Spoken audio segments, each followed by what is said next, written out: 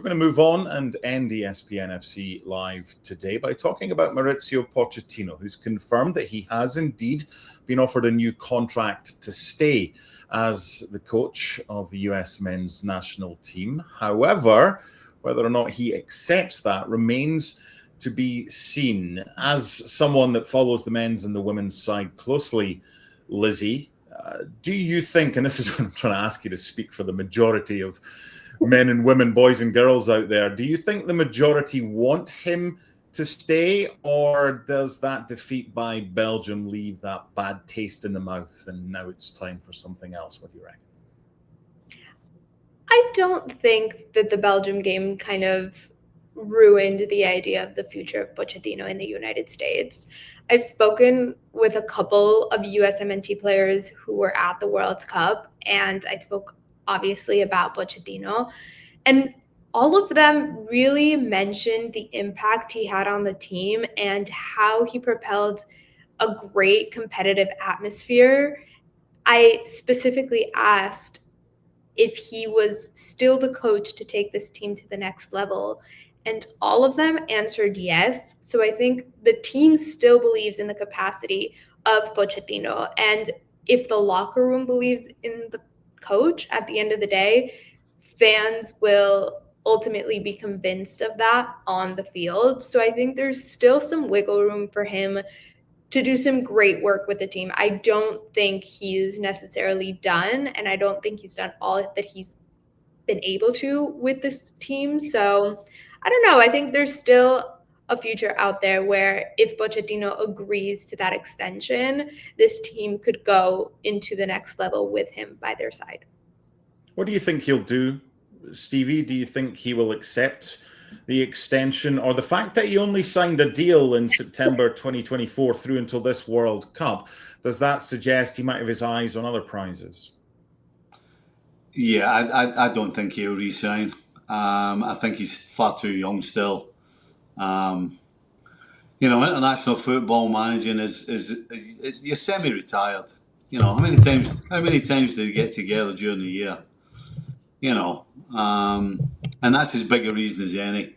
I think it would be a shame for the US, to be honest, because there's no question in this World Cup, other than the Belgium game, the way we saw the US going about it is not something that we've seen in the US. Certainly in my time being here. I've been here 26 years. I've never seen a US team on a consistent basis stepping forward and going for the opposition's throat. I mean, that's what they did up until the Belgium game. And it really was a bit of a transformation, because all the games leading up to the World Cup, we were thinking, and I know I was, how's this team going to win games?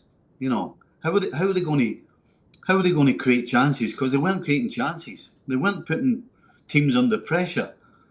So it was all questions, and then all of a sudden, from Paraguay on, as I said, other than the Belgium game, we actually saw a US team that was playing on the front foot. And again, as I said, I don't remember that.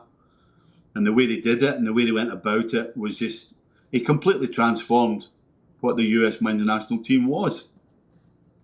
So I think it's going to be a great shame that he doesn't stay. I don't think he will stay.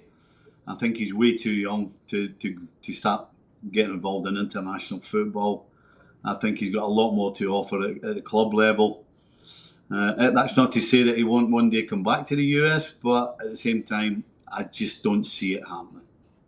Okay, Lizzie, following on from that, if he doesn't stay, we've seen the likes of Jurgen Klopp take charge of Germany, his own country. We've seen Carlo Ancelotti take charge of Brazil, not his country.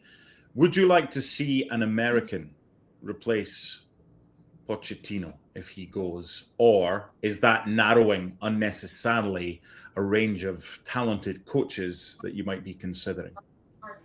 I do think it narrows the idea of who the USMNT could go after. That's not to say an American is not qualified. You have the likes of BJ Callahan, who did a phenomenal job as interim manager.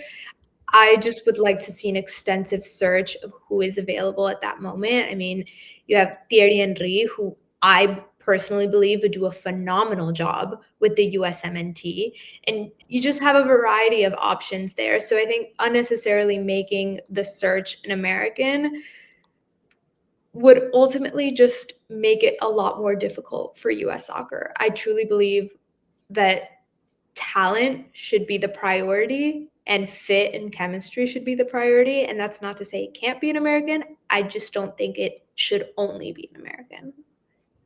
Stevie, given there are certain names out there who don't have a job right now, some through their own beliefs, Pep Guardiola is one of those. If you're going to go for a manager, should you go for the best if you are the US men's national team? If you are US soccer at 23 million a year, knowing you're not going to get him for at least 12 months, should he be the initial target? Or do you just kind of think he ain't going to come to us, we'll not bother? What should they do, US soccer? Look, I think like everything else, who's available, who's the best, and can we afford it? I mean, it's really simple maths, in my opinion. You know, if you know Pep's going to want 400 million a year, then you can't go. There's no point in going and talking to him. So you got to get your ducks in a row. You got to figure out. You know, again, it's down to merit, but unfortunately today it's also down to money. You know, everybody was complaining about how much money Pochettino was getting, and that was just for 1 year. So, you know, it depends. It depends on the finances, really. At the end of the day, if it's an open house, then you go for the best. But it really does depend on the finances, and that unfortunately is going to be the bottom line for the US. I'm not sure they could afford Pep unless they did what they did with Pochettino, and you get a billionaire donor to pay for it. But that seems a bit of a stretch. But you never know. So, yeah, you got to go for the best. But at the same time, it depends what you can afford.